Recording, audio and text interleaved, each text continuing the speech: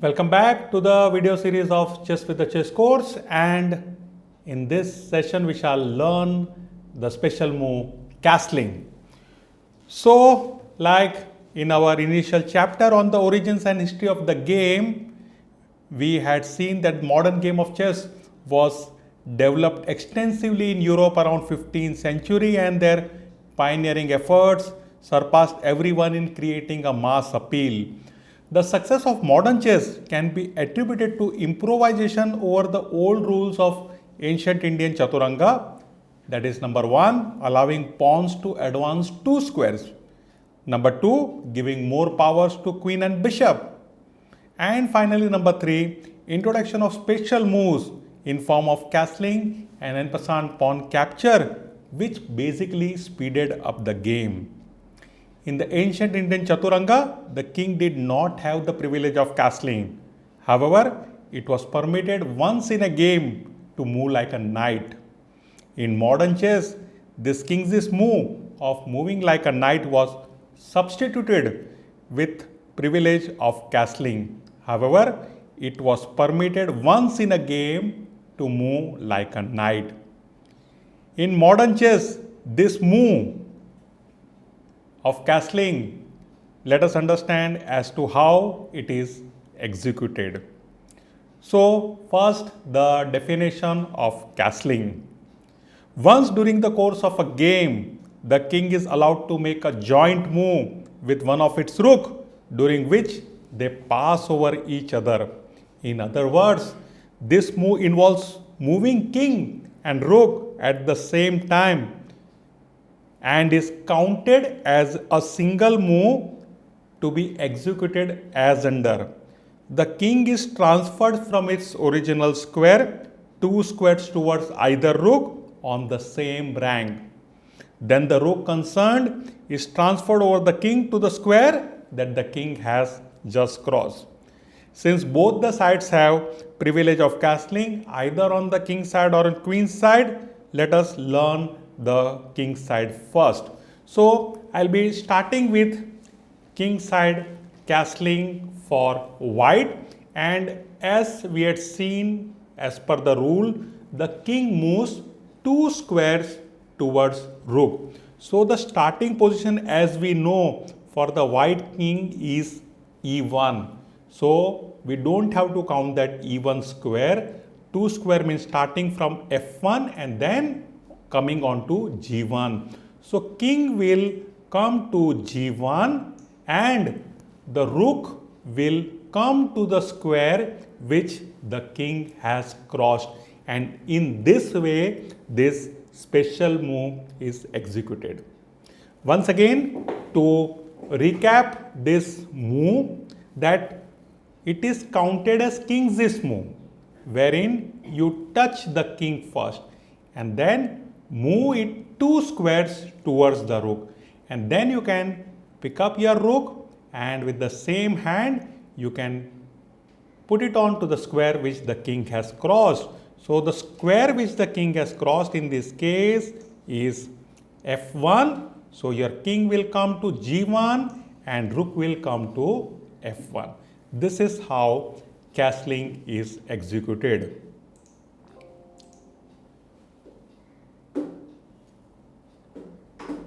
And now we move on to castling for black. So, what is the start position of the king? Well, it is e8 as we know, and then it moves two squares towards the rook on the king's side. That is, he will cross f8 and then come to g8, and rook will come to the square which the king has crossed, that is f8. This is how the king side castling is executed by black. Let us see this again. So, like I have marked three separate colors, that is e8 to indicate the square on which the king is standing at the start, that is the start position e8. f8 square is basically the square which the king is going to cross, or the jumping square as we call it, and g8 is the square which the king is going to land after castling. So, you can see this king coming to g8 and rook crossing over to f8. And now let us understand the queen side castling. So what is the difference between king side castling and queen side castling? Let me just take you back to the previous position, and let us take it also from the white side to make it more clear. So you can see that number of squares between the king and the rook is 2. But on the queen side,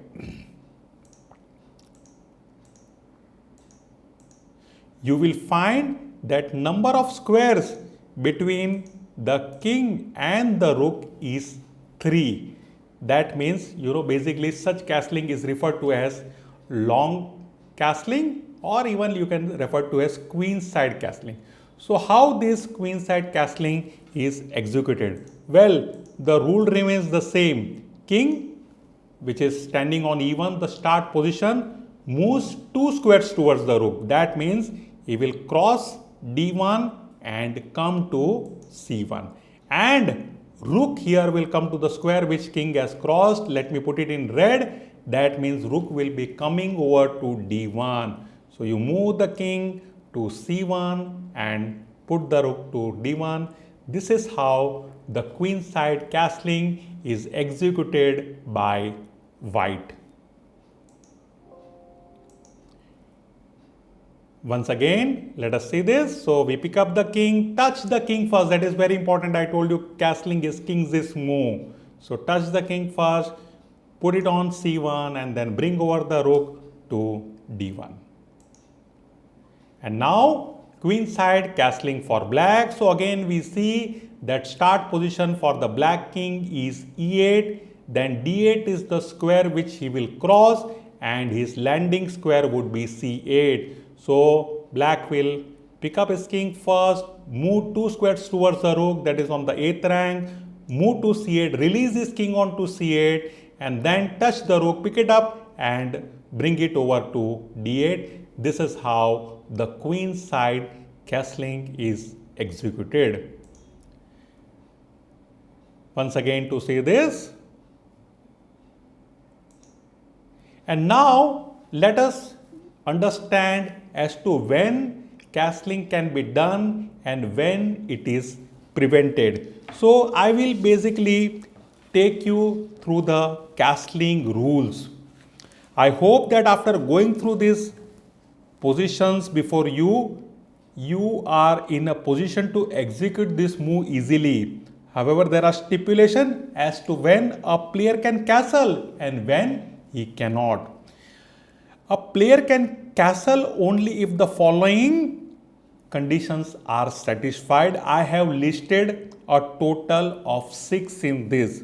Number 1, castling is permitted only if neither the king nor the rook concerned has moved previously.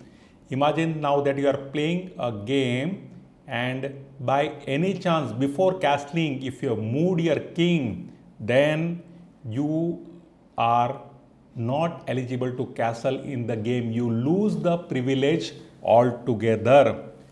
It also means that if you moved one of the rook, then before castling, then you are not allowed to castle with that rook.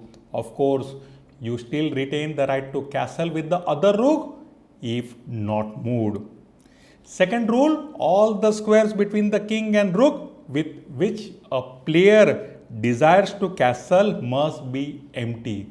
That means like a player should move his pieces to castle. For example, if he wants to castle on the king side, say white, then he needs to move his bishop on f1 and knight on g1, so that there is nothing between the king and the rook, king on e1 and the rook on h1, and then he can castle. If at all the player with white wants to castle on the queen side, then he must move out the queen on d1, the bishop on c1 and knight on b1, so that all these 3 squares between the king and the rook, that is king on e1 and the rook on a1, are empty. Similarly for black. The square on which the king stands at the start of the game, that is e1 for white and e1 for black, we can refer to this as king's starting or original square should not be under attack. It means that the king should not be in check. Castling is not allowed for the purpose of getting the king out of check. So imagine your king is on e1, you are white in starting position, and say a bishop has given to you a check from the b4 square. That means the bishop is in the same line as your king. Then even though your king has not moved and all the squares between king and rook on the king side, that is f1 and g1, are empty, and even the rook on h1 is not moved, you cannot castle during check. Okay, check, we cannot use castling to get the king out of check. Fourth point, the square which the king is going to pass over, that is f1 d1 for white and f8 d8 for black, we can refer to this as king's crossing or jumping square, should not be under attack by the opposing piece. I told you that castling basically is king's move, so king cannot pass through an attack.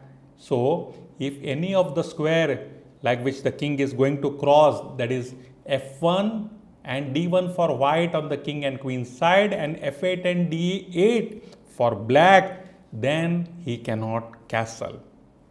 Finally, the fifth point, the king's destination square after castling, that is g1 and c1 for white and g1, g8 and c8 for black, we can refer to this as king's arrival square, should not be under attack by the opposing piece.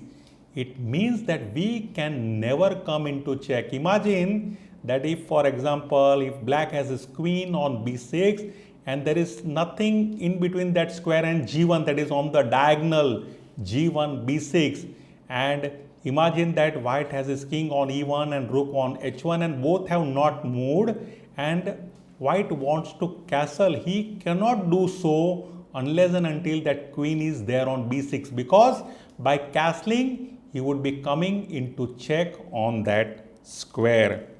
However, a player is allowed to castle if the rooks is square, that is a1 and h1 for white and a8 and h8 for black, or the square which the rook is going to cross over, b1 for white and b8 for black, is under attack. Well, like it's very much in detail. So let us take 6 examples to understand all these 6 positions which I have detailed in the book. Let us start from number 1, which says castling is permitted only if neither the king nor the rook concerned has moved previously. So look at this position here. We see this white king already on f1. What it means? It has moved. That means the privilege of castling for white altogether is lost in this game. He cannot castle. That is, we call it permanent loss of right to castle. So therefore, understand that castling is a very, very good strategy and you should not miss this strategy, and therefore a good rule to remember is not to move your king before castling. Remember, it's very important move. It takes your king to safety and brings one of the rook into action. Rooks are the next strongest after queen, and to develop them from the corner is very difficult. So by castling, automatically one of the rook comes into action. Moving on to rule number 2, which says all the squares between the king and the rook with which a player desires to castle must be empty. So here look at this position. Black has his knight on b8, and so long as his knight is on b8, he cannot castle on that side. Only after, say, he moves his knight, say in this example to c6, and now it's turn of white, white plays rook to e1, then now black can very well castle on the queen side. He will pick up his king first, move it to 2 square, that is to c8, and bring the rook over to d8, which the king has crossed. Third rule, the square on which the king stands at the start of the game e1 for white and e8 for black, which I have referred to as king's starting or original square, should not be under attack. It means that the king should not be in check. Castling is not allowed for purpose of getting the king out of check. So here you see in this position, the bishop on b4 is attacking the king on e1. It means it's a check. Of course, we are yet to cover what is a check in detail. But let me tell you in one simple sentence that whenever a king is attacked by the opposing piece, it is known as check. And you cannot remain in check. You have to get your king immediately out of check. We will see what are the ways to get the king out of check. And now here, though white says that my king has not moved, my rook on h1 has not moved, I cannot get the king out of check by castling. Castling cannot be used to get the king out of check. Only when you are not in check can you castle. So here in this position, if now white says moves his knight to c3 and blocks the check, then on next move, like after black moves his knight to f6, he is very well in a position to castle. So understand this rule clearly, that whenever you are in check, you are not allowed to castle at that point of time. Moving on to rule number 4, which says the square which the king is going to pass over, that is f1 and d1 for white and f8 and d8 for black, should not be under attack. This square, which is basically referred to as king's crossing or jumping square, should not be under attack. So for example, here look at this bishop on g5. It is attacking the d8 square. Black says my king has not moved, my rook has not moved, and I want to castle on the queen side. But no, he cannot, because basically, as I said, that castling is king's move. He cannot pass through a check. So that is why this is not allowed.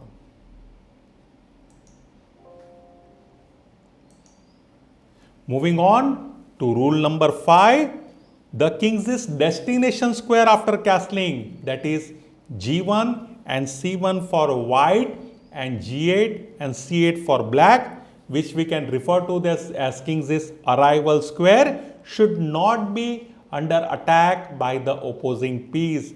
Look at this example. Here black queen on b6 is attacking the g1 square. White says that my king has not moved, nor my rook on h1. I want to castle on the king side. Well, it is not permitted, because by coming to g1, the king will straight away land into a check, which is not allowed. King should never come into check. We have learned is not allowed to move onto a check. So here, till that queen is there on b6, white cannot castle on the king's side. But here he also says that my king has not moved and my rook on a1 also has not moved. So here he very well retains the right of castling on the queen side. So this is, three very important part pertaining to the king's starting square, crossing square and the arrival square. And if that squares are under attack, you cannot castle for the time being. Moving on to the last example, it says a player is allowed to castle if the rooks is square, that is a1 and h1 for white and a8 and h8 for black, or the square which the rook is going to cross over, that is b1 and b8. If these are under attack, well, you can very well castle. What is the reason? Well, castling is basically king's move. So we should basically be concerned about king not being attacked. It is not rook's move. It's just the special move wherein both the pieces are allowed to move together, but it is basically the king's move. Therefore, let us take this example, and based on this example, we see this bishop on d6 attacking the b8 square, but this square has no concern with the black king. Here black can very well castle, he can move to c8 and his rook will come to d8. You can see that bishop is not affecting any of the three squares of the king, that is original square here, the crossing square or the arrival square, that is like e8, d8 and c8.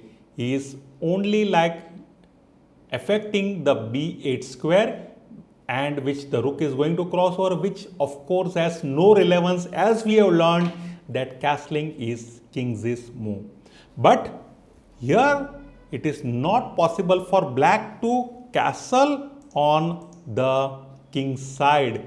As you can look here, the f8 square is the square which the king is going to cross. It means the king is going to pass through a check, and therefore here it is not legal for black to castle. It will be termed as illegal if at all he castles. So based on the above 6 rules also brings to us to the conclusion that a player cannot castle during a game which may either be of permanent or temporary nature. What is the permanent loss of right to castling? First one, a player cannot castle if his king has already moved. Very important. So moment you move the king before castling, that means you have lost that privilege of castling. Do not do that. It's a very special move. Very important. It takes your king to safety, which is of paramount importance. And second rule, a player cannot castle with a rook which has already moved. But in that case, he still retains the right because you have two rooks. So if one of the rook has moved, you cannot castle with that rook. But of course, you still retain the right to castle with the other rook. But if both of them have moved, then also you lose the right to castle in that game. And then what is temporary prevention of castling? Assuming that king and the concerned rook with which a player desires to castle have not yet moved, the temporary prevention of castling rights arise if one or more of piece of either color stands between the king and the rook with which the castling is to be effected. Like we have seen, if any of the square means that all the squares between king and rook must be empty, but if any of the square is occupied by a piece of either color, then that castling cannot be done during that time. And second one, if the king's starting, crossing or arrival square is under attack by opposing side or one's chessman. This we had looked at in this example also. Like here we can see that f8 square is under attack. So black is not in a position to castle. And if you go back to the previous position, then we see here this g1 square in control by the black queen on b6. It means here white cannot castle on the king's side, but he can very well castle on the queen's side. And still if we go back and then we look at this bishop on g5 controlling the d8 square, means the square which the king is going to cross while castling. So he cannot castle on the queen's side so long as this bishop is controlling the crossing square.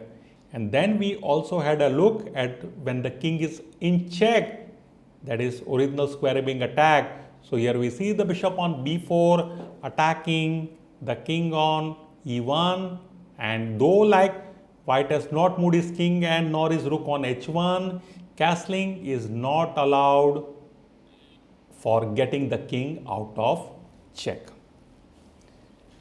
And moving ahead now, I hope the rules are very clear to you. And now we come to the notations. What are the notations used for castling? We cannot use the longer descriptive word castling. We cannot write the spelling. Well, algebraic notation has made it very simple. So how is king side castling recorded? Say in the king side there are two squares between the king and rook. We have seen this, f1 and g1, and for black f8 and g8. So if a player castles on the king's side, it is it is recorded as 0-0. And same for black here, black castle 0-0. So king side castling is recorded as 0-0. Going ahead, what about queen side castling? Well, you can see that on the queen side there are 3 squares between the king and the rook, that is king on e1 and rook on a1, that is d1, c1 and b1. That means we use 3 zeros, that is 0-0-0 to indicate queen side castling.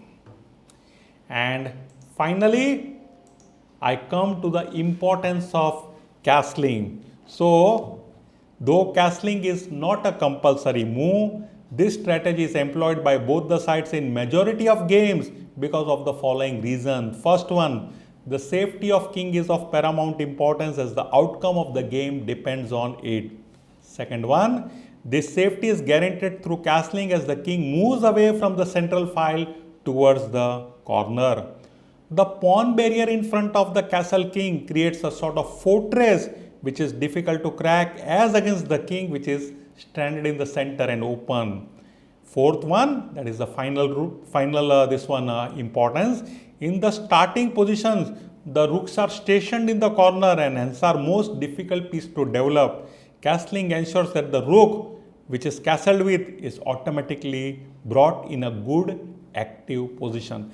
And it is for all these 4 reasons that you should not miss this privilege. Remember, this is accorded only once in the game. Castling is not allowed every now and then. This privilege is allowed only once in the game and therefore you should employ it.